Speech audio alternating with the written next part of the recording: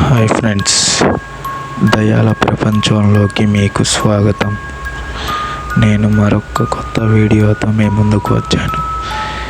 నేను చెప్పే story video నచ్చితే లైక్ చేసి సబ్స్క్రైబ్ చేస్తారని కోరుకుంటూ వీడియో అయితే స్టార్ట్ చేద్దాం. నేను కొత్త ఇంట్లోకి మారాం. మేము కొత్త ఇంట్లోకి మారిన తర్వాత పాత కాలనీలో చాలా సంవత్సరాలుగా ఖాళీగా ఉన్న ఇంట్లోకి మొదటి రోజు నుండే శబ్దాలు. పిల్లలు ఆ ఇంటి పక్కన ఆడుకోవడం లేదు. మా తమ్ముడు ఒక బొమ్మ పిల్లాడిని చుట్టూ పట్టుకొని చూశాడని చెప్పాడు, కానీ నాకు ఏమీ కనిపించలేదు. ఆ రాత్రి 3 గంటలకు సమయంలో ఒక రాత్రి మా తమ్ముడు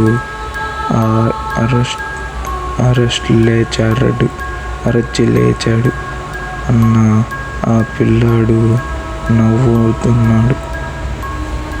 గడియారం చూస్తే 3 అయ్యింది. గదిలో ఏదో కదలిక. కట్టికి దగ్గర నుంచి నవ్వుల శబ్దం. తలపై చల్లని గాలి తగిలింది, కానీ మా ఫ్యాన్ ఆఫ్ చేసి ఉంది.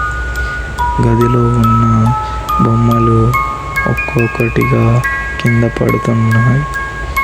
ఏం జరుగుతుందో అసలు ఏమీ అర్థం కావట్లేదు.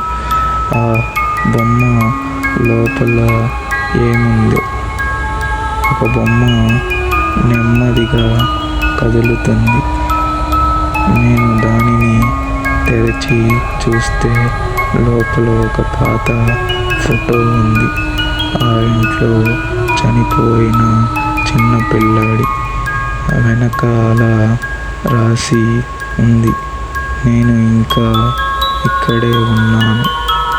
అదే రోజు రాత్రి మా తమ్ముడు ఎక్కడికో వెళ్ళాడు. ఆ బొమ్మ లోపల ఏముందో ఒక బొమ్మ తీసి చూశా. చీకటి గదులలో వెతుకుతూ తలుపు తెరిచిన అక్కడ ఆ నవ్వు స్పష్టంగా వినిపిస్తుంది. నా తమ్ముడు అత్తయ్యని కూడా చేతిలో బొమ్మ పట్టుకొని ఉన్నాడు.